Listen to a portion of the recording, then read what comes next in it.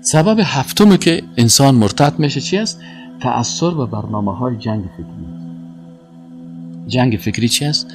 عمل جنگ فکری در بین مسلمان ها بسیار جنجالا را انداخت.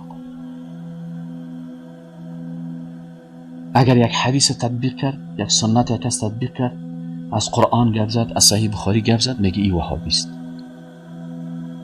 این دشمن صحیح بخاری ساخته، این دشمن صحیح مسلم ساخته، این دشمن سنت رسول الله صلی الله علیه و سلم. در حالی که یکی از اسباب، یکی از نواقص اسلام چی است؟ کراهیت ما انزل الله. ذالک بانهم کرهوا ما انزل الله. اینی مردم ها کافر میشن. چرا؟ به خاطر که بدبینی با ما انزل الله است. بدبینی با ما، یک سنت تو تطبیق نمیکنی و سنت ثابت است از رسول الله صلی الله علیه و سلم. وقتی که خود تطبیق نمیکنی بدبینش نباش. کسی که رو تطبیق میکنه که از او دشمنی نکن. چرا در چی داخل میشونن؟ در کراهیت با سنت های رسول الله صلی الله علیه و سلم. یک نفر مثلا ریش داره، خود ریش مانده نمیتونی، خلاص تو ریش تکل کردی، اما نگو که من ریش دارا بدم میایه، ریش بدم میایه. ذالک بانهم کرهوا ما انزل الله داخل میشه. یک نفر سنت های نماز تطبیق میکنه، وقتی که دیدی که اینی باب است باری از این سنت است، باری از این سنت است، تو تطبیق کردن نمیدونی، امرای از او بدبینی نباشه. این حال بسیاری وقت است که به اساس برنامه های جنگ فکری بسیاری کسا کافر میشه. مثلا مجاهد تروریست میگه، شهید مردار میگه، مردار شهید میگه. خطرناک است. جنگ فکری است، چیزها را سرچپه آورده. فهمیدی یعنی؟ عالمی که مثلا کس که ریش داشت، لنگی داشت، خانمش با حجاب بود، اینا افراطی میگن، یعنی بد انسان. بد انسان. آدمی که زناکار و بیدین بود، بی غیرت بود، بزرگ چی میگن؟ معتدل میگن. متوجه هستین؟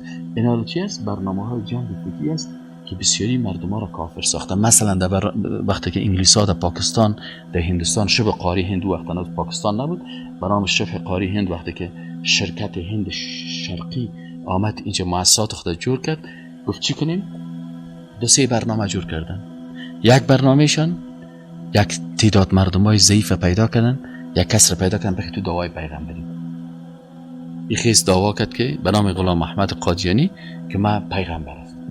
اینی مردم های جاهل خبر نداشتن از جنگ فکری، آمدن که راست میگن. یک تعداد خیسن به ایمان آوردن، کلش مرتد شد. یک کس دیگه خیز گفت که حدیث ما قبول نداریم، قرآن بس از بردن. قرآن که از کل چیزا در قرآن است، که حدیث چی کنیم؟ یک در حالی که الله و رسول الله صلی الله علیه و سلم میگه که رسول الله ما قرآن بر تو نازل کردیم که توی قرآن بر مردم چی کنی؟ تبلیغ کنی، بیان بکنی، شرح بکنی، تطبیق بکنی. حالا مثلا در قرآن اقیم الصلاه گفتن، حالا اقیم الصلاه را که پیغمبر تشریح نکنه ما چه قسم نماز بخوانیم؟ اینا بر اساس قوانین جنگ فکری یک تعداد مردم چی شدن؟ این کسایی که آمدن برنامه را جور کردن که اکتفا تنها به قرآن، نام خودمان در قرآنی ها. این از کجا شروع شد؟ از هندوستان شروع شد. فهمید یعنی؟ از هندوستان دیگر از یک نفر پیدا کردن در مصر، اونجا هم شروع شد. دیگر از نفر پیدا کردن به نام پرویزی ها در پاکستان آمدن. حال مثلا یک تعداد افغان ها در امریکا و در اینجا چند در تلویزیون ها صحیح بخاری را ناصحیح بخاری میگن. این حالی چی گفت است؟ این کلش برنامه چی است؟ جنگ فکری دشمنای اسلام است که بسیاری مسلمان ها به اساس عدم فهم، وقتی که عقیده را درست نفهمید، آیات قرآنی که درباره سنت رسول الله صلی الله علیه و سلم و پیروی از پیغمبر آمده، وظیفه پیغمبر آمده، یا را نمیفهمه یا فورا میخیزن میگن. اینا رو بسیاری کسا با اینی گپای جنگ فکری مرتد میشه، کافر میشه، از دین میبراید. باز خودش هم چی میگه دیگه؟ قرار شیشه که نه باز بخیر ما و شما که باز یک وقت بریم که در جنت شیشته باشیم، باز اونجا صاحب در جنت هورا را سل کنی. همین نفر که از احادیث انکار میکنه، بازی دیگه تا خود درجه یک باز ببینی که ما صاحب در فردوس هستیم، باز ببینی که ما که پیغمبر شیشتیم، اما خبر نداره که جنگ فکری، فهمیدی یعنی ات برده طالب دریا تشنه بردید، پس تشنه بردید و تو کافرت بسازن که تو خبرم نداری. بسیاری کسا 10 سال بعد خبر میشه والا من خو کافر شدم، بازم خوشا به حالش که 10 سال بعد بفهمه. بعضی کسا که مثل فرعون واره که در قبر بانش امی ملک الموت که بیای باز آمن تو بما آمن فرعون اون وقت چیغ زد من ایمان آوردم، الان وقت رسید حال دیگه نافرمانی کردی، توبه تو قبول نمیشه.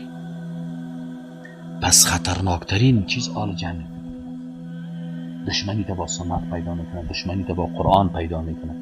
یک مردم ضد قرآن هستند، یک تعداد ضد سنت پیغمبر هستند، یک تعداد ضد جهاد هستند، یک تعداد ضد نظام اسلامی هستند، یک تعداد ضد دولت اسلامی هستند، یک تعداد خلافت اسلامی که ابوبکر و عمر یا خودشون خلافت اسلامی داشتن انکار میکنن که هیچ اسلام خلافت اسلامی نیست. متوجه هستید؟ اینا یک تعداد این چی است؟ به اساس جنگ فکری از دین مبرای کافر میشه، مرتد میشه. فهمیدی یعنی؟ اینه. ولی بیچاره یک وقتی که میفهمه که کل چیز از دستش، یک وقتی که میفهمه که کل چیز از دستش